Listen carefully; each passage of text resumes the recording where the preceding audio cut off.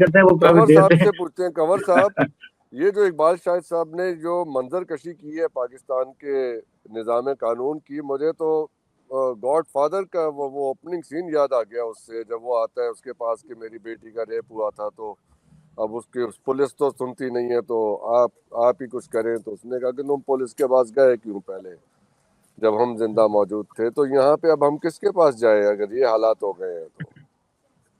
देखिए वो मैं तो बिल्कुल ये रेकमेंड नहीं करूंगा कि लोग जो है वो कानून को अपने हाथ में ले लें। Obviously that is no solution. जिस तरह इकबाल साहब कह रहे थे, इससे एनार्की फैलती है।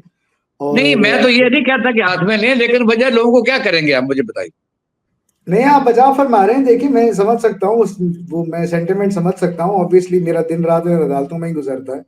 मुझे अंदाजा है लोग कितना डिमोरलाइज्ड हैं और कितने डिसएनफ्रेंचाइज्ड हैं, कितना उनको उनकी होप्स और जो बिलीफ है सिस्टम के ऊपर वो कम होता जा रहा है। यकीनन ये नुकसानदेह है। मगर अब चलें कुछ काम की बातें करें।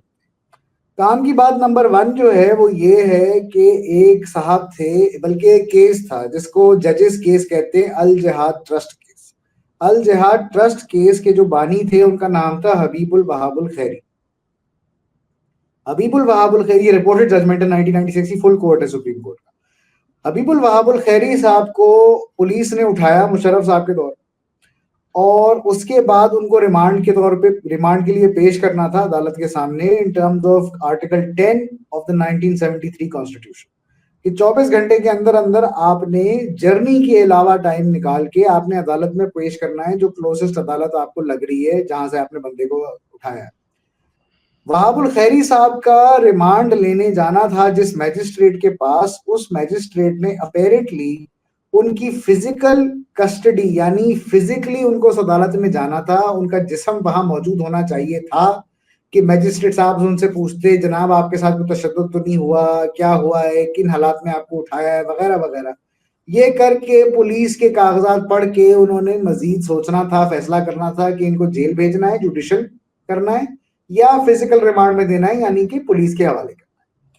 तो एक वो जो मैजिस्ट्रेट साहब हैं उन्होंने इन जनाब की फिजिकल एग्जामिनेशन किए बगैर, इनको कोर्ट में लाए बगैर ही पुलिस को इनका फिजिकल रिमांड ग्रांट कर दिया। उस चीज पे बड़ा शोर मच गया क्योंकि वो अच्छे खासे बुजुर्ग वकील थे। उसका ले लिया suo motu notice supreme court of Pakistan, और उन्होंने डिक्लेयर किया कि ये मैजिस्ट्रेट जो है ये अनफिट फॉर जुडिशियल सर्विस है। अब ये एक डिक्लेरेशन है highest court of the land की, जिसके ऊपर कोई अपील नहीं लाई करती। सुमोटो जुरिस्डिक्शन में जब ऑर्डर होता है उसकी कोई अपील नहीं होती, उसका रिव्यू हो सकता है अगर हो। ये रिपोर्टेड जजमेंट है पीएलडी 2005 के अंदर, और वो मैजिस्ट्रेट साहब का नाम है नासिर जावेद राना जी, जिस साहब ने आज ये फैसला, 86 ठीक है पीएलडी 2005 पेज 86। जना बिल्कुल, you are absolutely on point. तो अब वो सुमोटो नंबर 4 है या 5 है 2004 का, मुझे याद नहीं आ रहा। बहरहाल ये हो गया एक इशू। अब जनाब इकबाल साहब, डॉक्टर साहब दोनों ने कहा कि ये इशू रेज नहीं किया गया कि जनाब ये अनफिट फॉर जुडिशियल सर्विस है। मेरा ख्याल है ये अक्लमंदी की बात है, नहीं रेज करना चाहिए। आप जिस जज के सामने हैं आप अपना केस प्लीड करें, जब वो सजा दे दे तो उसके बाद आपके पास अपील में ये लीगल ग्राउंड तो है ही ना। लीगल ग्राउंड तो आप कभी भी एजिटेट कर सकते हैं, उसमें तो जरूरी नहीं कि आपने फर्स्ट राउंड में एजिटेट करना। आप उसमें एजिटेट करें कि जनाब वाला this person who has given this verdict is was declared unfit for judicial service by the highest court in the land. तो देयरफॉर ये I would like to ask a question here, Raj साहब। I would like to ask a question here.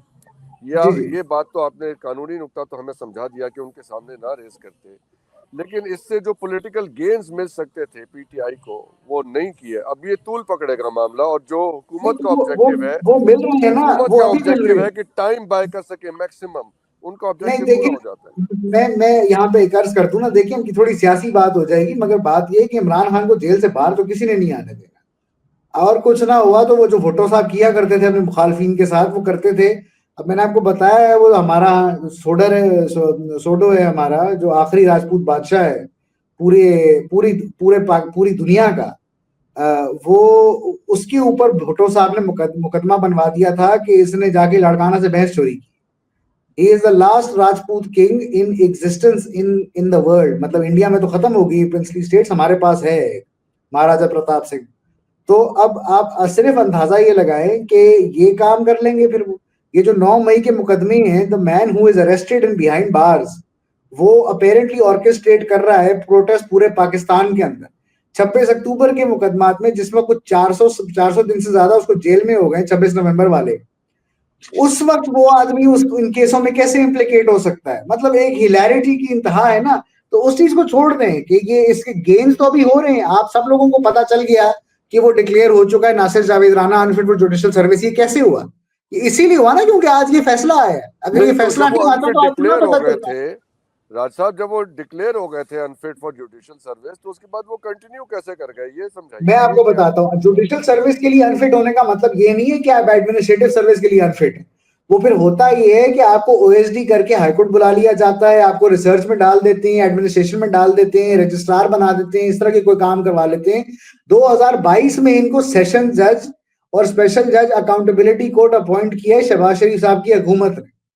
तो वो तो इस तरह के काम कर सकते हैं। अगर Maryam Nawaz without holding any office can be appointed chairman of the youth अच्छा, मैं प्रोग्राम। कंवर साहब एक सवाल में तो कंवर साहब से कानूनी सवाल जरा मैं इजाजत दें तो वो ये कि इन्होंने कहा कि सुओ मोटो में अपील नहीं होती, लेकिन आपको पता है कि एक अमेंडमेंट आ चुकी है जिसमें सुओ मोटो या के खिलाफ भी जो हमने सुना है गालबन कि चीफ जस्टिस के इस फैसले के खिलाफ ही शायद अपील हो सकती है, ऐसा आप है? बजा मत मारे। वो अगर फैसले की तारीख के बाद के जो फैसले सुओ मोटो में होंगे उनके ऊपर अपील हो सकती है। जो सुप्रीम कोर्ट के फुल कोर्ट ने उस पे अमेंडमेंट के ऊपर जो प्रैक्टिस एंड प्रोसीजर एक्ट है उसके अंदर ये अमेंडमेंट आई थी, उसके ऊपर जो फुल कोर्ट बैठा था उन्होंने मेजोरिटी से फैसला ये किया था कि ये रेट्रोस्पेक्टिवली अप्लाई नहीं करेगा, यानी जो फैसले हो गए वो सो हो गए। तो वो वहां से नहीं किया। ये चीज शहबाज शरीफ साहब की हुकूमत ने की है, उसको चैलेंज करना बनता था कि कोई जो इस्लामाबाद जुडिशरी का ऑफिसर है वही करता, उसने नहीं किया तो भाई ये पोस्ट हो गए, बात खत्म। मगर कुछ और गुफ्तगू मैंने करनी है जो बहुत इंपॉर्टेंट है। देखें, अच्छा, मैं ये चाहूंगा राज साहब, before you go forward, doctor साहब अगर आपके पास कोई सवाल आए तो आप भी काइंडली राज साहब से पूछिए, और हमारे देखने वालों के पास अगर इस हवाले से कोई सवाल उनके जहन में आ रहा है तो वो राज साहब से आप सवाल पूछ लीजिए।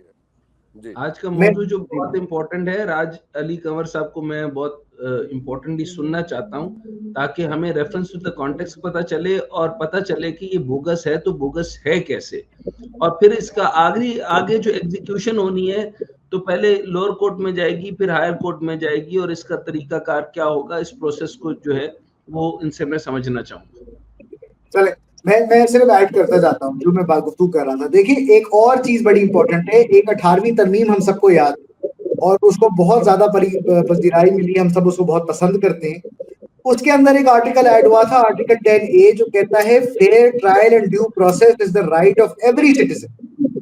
अब यहाँ पर जो fair trial and due process है ना, वो बात की है कि जो 8 इश्तिहारी मुल्जिमान हैं, जिनमें मिर्जा शहजाद अकबर है, एक बैरिस्टर साहब हैं, फरा बीबी हैं, जुल्फी बुखारी हैं, कुछ और लोग हैं, इन जो जजमेंट आई है इन सब उस जजमेंट में इन सब के रोल्स के ऊपर गुफ्तगू की गई है, उस पर फाइंडिंग दी गई है, होल्ड किया गया है कि इन्होंने ये गलत किया, ये गलत किया, ये गलत किया। ये सब का सब आर्टिकल 10A की वायलेशन है, क्योंकि इन अफराद को जिरा का मौका मिला ही नहीं।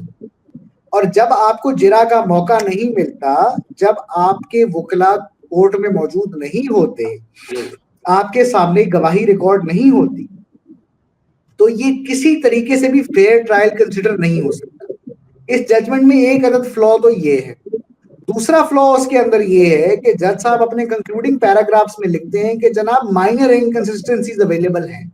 वो माइनर इनकंसिस्टेंसीज नहीं है, वो इतनी मेजर इनकंसिस्टेंसीज हैं कि परवेज खटक साहब के क्रॉस के बाद उनको दोबारा एविडेंस में लाने की कोशिश की गई, जो कि डिसअलाउ कर दिया अकाउंटेबिलिटी कोर्ट ने कि ऑब्वियसली ऐसे थोड़ी ना होता है कि वो कहने को कुछ चीजें भूल गया था तो अब आप कह रहे हैं दोबारा आ जाओ। तो that is another thing.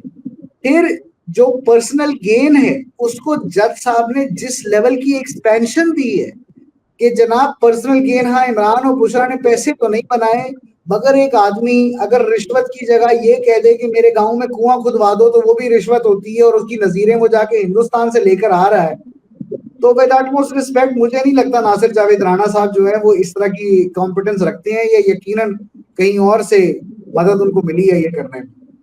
And this is the final nail in the coffin. देखिए जी, जो आइन जो नैब में कवानीन में तरामीम की गई थी ना, उसके अंदर सेक्शन 4 की तरामीम बड़ी इंपॉर्टेंट है, उस पर लोगों ने बहुत ज्यादा गौर नहीं किया। वो डिफाइन करती हैं कि नैब ऑर्डिनेंस किन लोगों के ऊपर लागू होगा, किन लोगों पे लागू नहीं होगा। जिन लोगों पे लागू नहीं होगा या जिन मामलात पे लागू नहीं होगा, उनमें कवर्ड है decisions of the federal and provincial cabinet. ये जो फैसला था कि एनसीए के पैसे पाकिस्तान में हुकूमत के अकाउंट में आने हैं या सुप्रीम कोर्ट के अकाउंट में आने हैं, और वो सुप्रीम कोर्ट भी याद रहे कि सुप्रीम कोर्ट हमारी मुल्क की ही सुप्रीम कोर्ट है और वो पब्लिक एक्सचेकर से ही ड्रॉ करती है अपनी सैलरीज और अपने एक्सपेंसेस, उसमें जाना है। मैं नहीं इस वक्त इस बात में पढ़ा कि ये फैसला ठीक है या नहीं है, मैं ये कह रहा हूं कि ये कैबिनेट का फैसला था और सेक्शन 4(2)B के तहत नैब की इदारे की जुरिस्डिक्शन आउटस्टेड थी, वो इसके ऊपर इन्वेस्टिगेशन नहीं कर सकते थे, और इसी वजह से जो अकाउंटेबिलिटी कोड है जिसने ये फैसला किया, वो भी ये फैसला नहीं कर सकती थी। और यहाँ पर सिर्फ और सिर्फ जो एक चीज जिसको मैं कहूंगा कि बाकायदगी से मेरी नजर में ज्यादती हो गई है इमरान और बुशरा के साथ, वो ये है कि जो इन्होंने कबल फैसला बरियत की दरखास्तें लगाई थी, इसको 265K कहते हैं आम जबान में, उसके ऊपर इस्लामाबाद हाईकोर्ट ने ये कहा कि जो जुरिस्डिक्शन का ग्राउंड है, ये जज साहब फाइनल आर्ग्यूमेंट्स के टाइम पे ही डिसाइड कर।